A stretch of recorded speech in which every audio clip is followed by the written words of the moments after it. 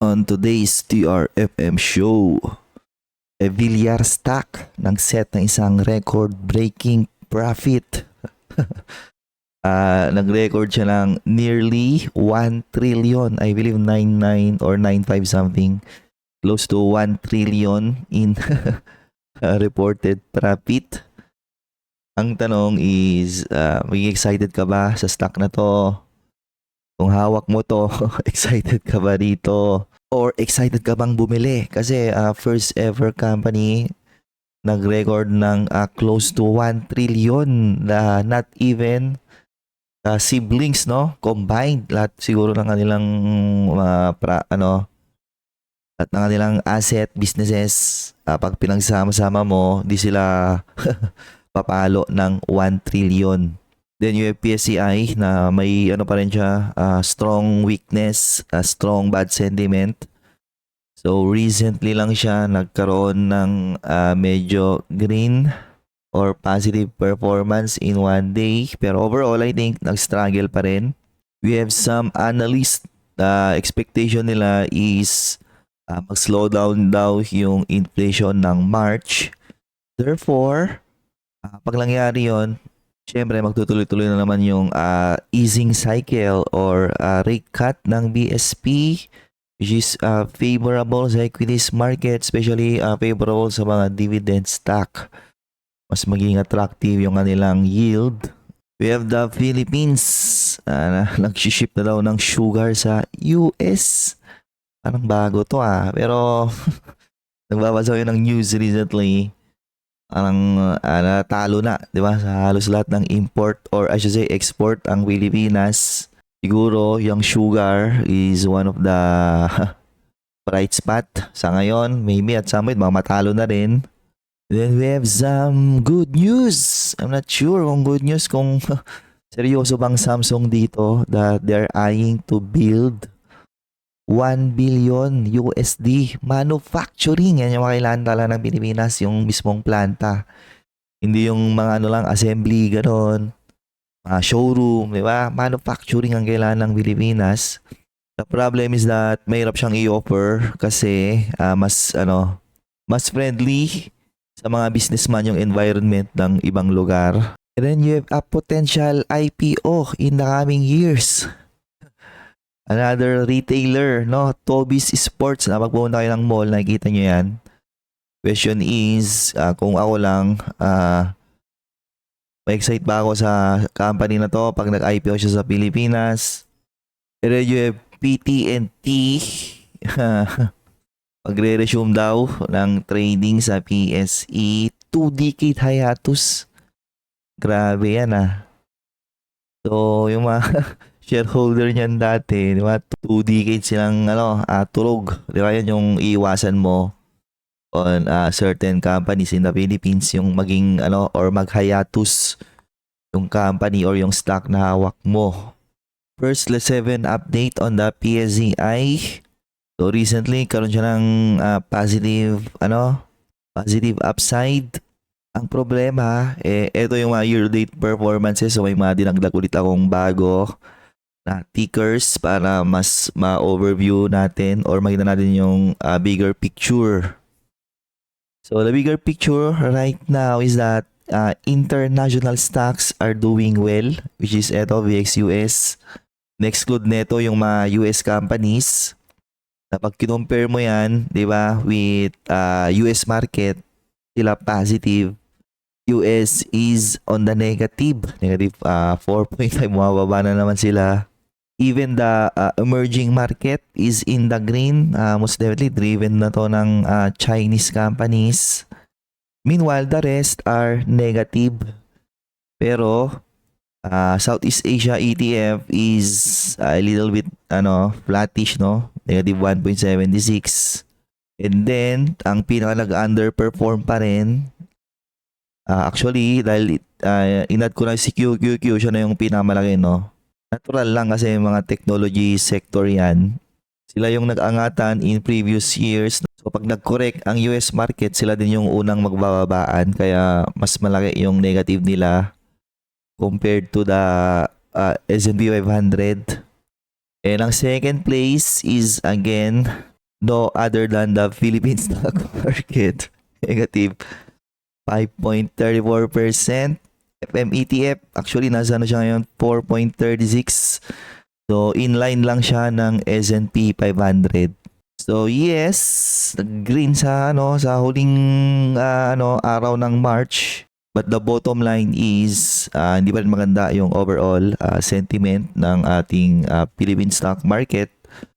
So nag-end na yung March, ibig sabihin tapos na yung first quarter ng mga companies. Eventually magre-report na yan ng kanilang mga press releases, maglalabas na nilang financial report. And ito kasing problema sa PSEs is that sobrang bagal nila mag-release ng report, no? So patapos na yung patapos na yung first quarter and yet ang dami pa rin companies hindi nagre-report ng kanilang annual, no?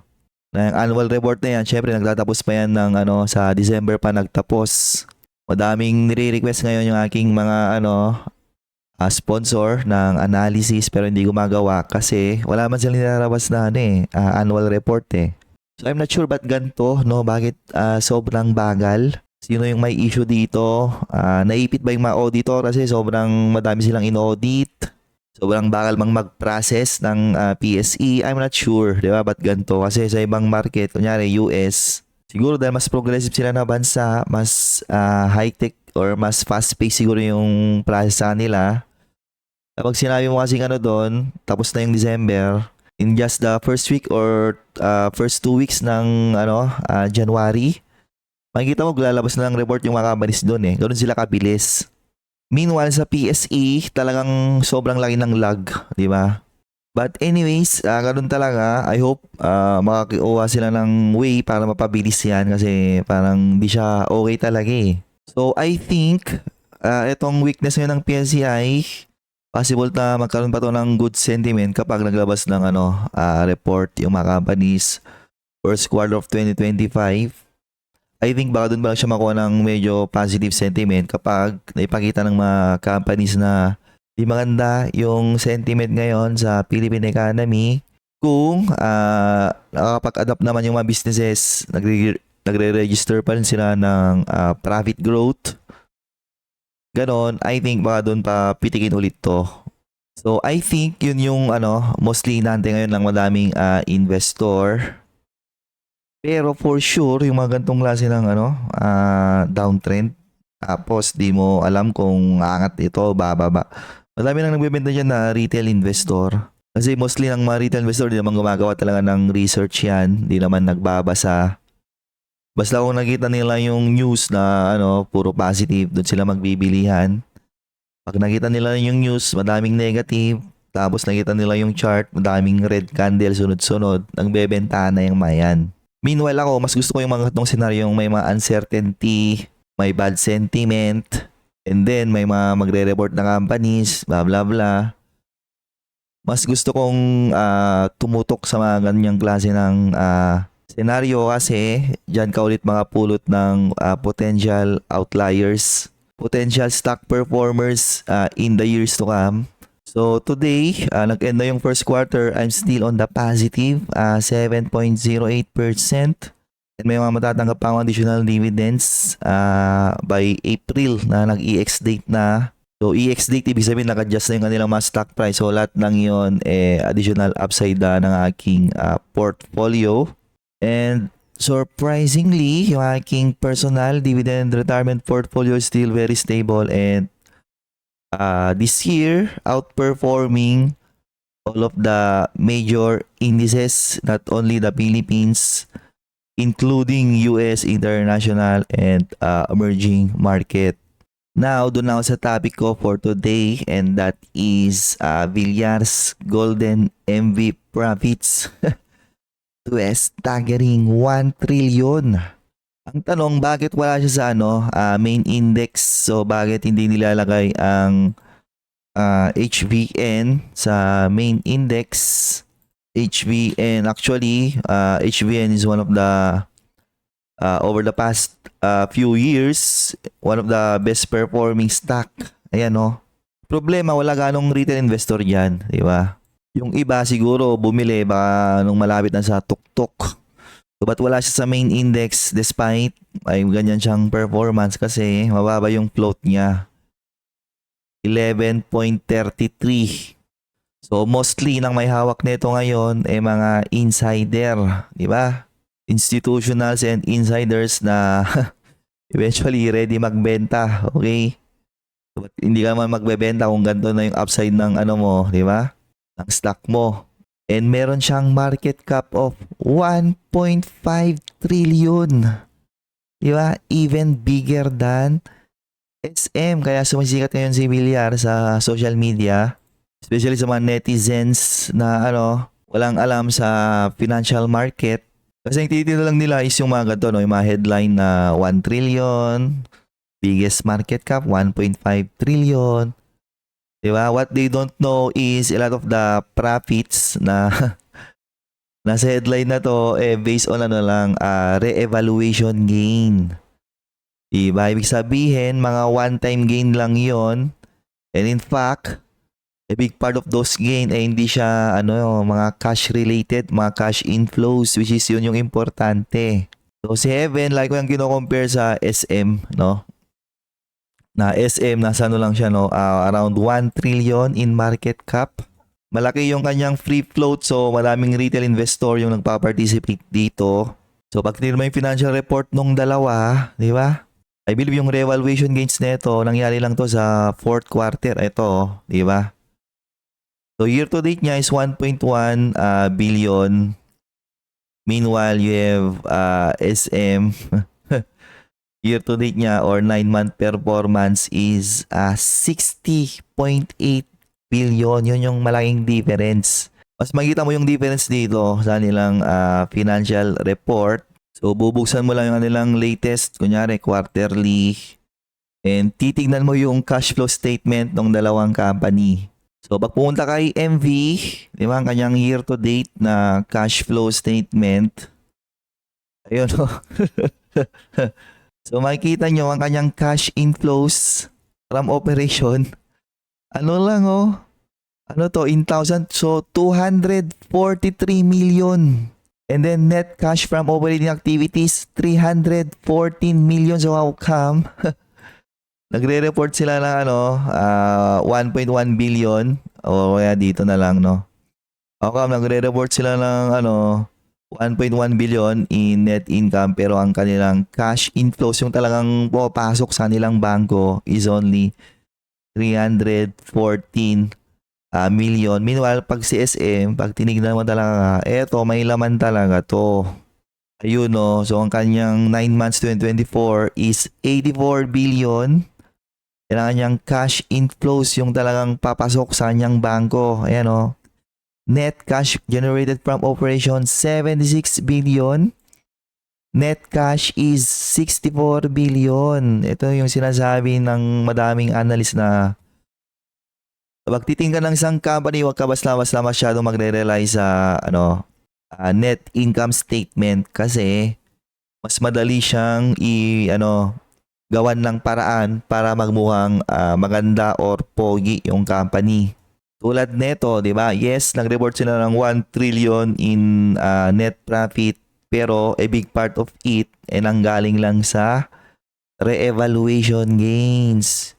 Meanwhile, si SM, di ba? Talagang yung pag nag-report to ng profit, a big part ng profit niya is coming from mga recurring revenues talaga yan eh. Di ba? And maski pag nag-report yan ng kanilang financial statement, yung kanilang full year, makikita nyo yung difference yan. Pag tinignan nyo later on, basahin nyo, magkaroon ng malaking difference yung kanilang magiging net income versus sa kanilang cash inflows, di ba? Yung kanilang cash from operations tsaka net cash. So ang lesson dito is that at the end of the day, kapag mag-invest ka sa stock market is don't just rely on the nire-report na profit ng isang business. And kapag yung nire-report kasi nila profit, magre-reflect din yan sa PE ratio ng company. Therefore, mahirap din mag-rely masyado sa PE ratio lang, di ba? Ang PE ratio is just a crude metric of asserting a certain cheapness of a certain company. So kapag gumawa ka ng analysis and puro PE ratio lang yung ginagamit mo lagi, eventually you're going to mess up your investment decision. Ganon yun. On another news, you have Samsung, di ba? Pero hindi pa naman to finalize ate. They're eyeing 1 billion. Pero here's the thing, no, itong Samsung nag-struggle to na business eh. So ito yung Samsung sa I believe listed ala sa Korea, ano. Pabagsak siya kasi sobrang dumami na yung umusbong na na cellphone manufacturer, producer. So naipit siya sa low end ng mga cellphone. Kasi ang dami diyan, di ba? Mga Xiaomi, mga Infinix, mga MyPhone, gano'n, dami. Sulputan sila diyan eh. Ngayon, pag nag-offer naman siya sa high-end, may mili kang kung iPhone ba o Samsung yung bibilin mo. So, maipit ka rin, di ba? Kaya itong business na to ngayon, at least sa kanyang cellphone segment, naipit siya. Ngayon sa iba niyang segment, no, kasi madaming appliances to, nahirapan din to eh, di ba?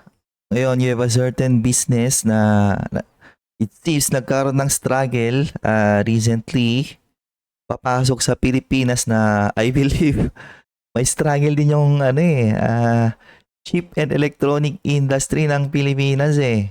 Pangalan nun, SSP. Dito pa kaya yun? So ayan, no? I believe may relationship din do sa Samsung. So bago nag-delist to, may issue to eh. Ayun. Di ba? Struggle. You have IMI, Ayala. Okay. Nag-struggle din to. So, most definitely, madaming nawalan ng trabaho dito kasi eventually, parang nag-shift na sila ng business model. Ayun, di ba? You have tech. Ayan, Sirtech. Financials. Ganun din. Ayun, going down din yung kanilang profitability. And even Ion na recently karoon na rin ng slowdown. Ayan, di ba? Well, I'm not optimistic. I don't think tutuloy nila to. Okay, nagkaroon nga ng union sa karoon sila ng strike, di ba? First time ever na strike. So bakit? Well, siguro hindi sila pagbibigyan. So ba't di sila pagbibigyan? Mismong yung company nag-struggle eh. We have Pilipinas, nag-ship na daw ng sugar sa US. Parang bago to Tanong, magbe-benefit ba dito yung mga company sa Pilipinas? Companies na nakikita ko would be, I believe, URC and VMC. We'll have to find that out. Kasi yung iba nating na-export tulad nung, kunyari, banana, wala na. Ikuha na siya ng Vietnam. Kanina yung semiconductor industry natin nag-struggle. So, I think a lot of our exports are struggling right now and maybe itong sugar could be one of those bright spot. So, inflation bababa daw ulit ng March. Mapapansin ko rin to, I think, nagbababa na yung presyo, mas specifically yung mga food products, no? Bigas, itlog, ganon, gulay-gulay. Di lahat pero some of them. Therefore, I think magkakat ulit ng ng interest rate by April and could be a positive sentiment driver sa PSEI together with positive growth sa first quarter of 2025. Maybe yun yung mga inaantay na catalyst para mag-recover yung ating stock market. And Tobis Sport. Tanong, bibili mo ba ito? Ano ba yung Tobis Sport na? Parang pag pinapasok mo siya, makita mo siya sa mga SM. Parang bibenta sila ng product na mostly puro affordable. May mga branded product silang binibenta pero yung mga nasa low end of the spectrum pagdating sa pricing. Problema, pinasok na ng Pilipinas ng ibang retail din eh. One retail na nakikita ko nyari yung Decathlon, di ba? Pag lahat ng SM nataniman ng Decathlon, I think papatay niya yung Tobis Sport. Possible. So for me, I'm not optimistic with Tobis Sport IPO just in case pumasok sila. And lastly, you have PT&T on track to resume trading. Ang tanong, may excite ka ba rito? Di ba? Nabasa mo ba yan? 2-decade hiatus. So ba't siya nag-hiatus ng 2-decade? Well, obviously, hindi naman mag-hiatus ang isang company pag walang internal problem sa kanila. walang business problem. Therefore, ba't ka may excite on a certain company nagkaroon ng internal problems, management issues, business issues? So eto, gagawa pa lang to ng potential comeback. And syempre, mas maganda yung mga ganyang pa-comeback na companies, tingnan mo muna kung talaga bang may ibubuga na sila. Kasi kung wala, it doesn't make sense na ma-excite ka and bumili.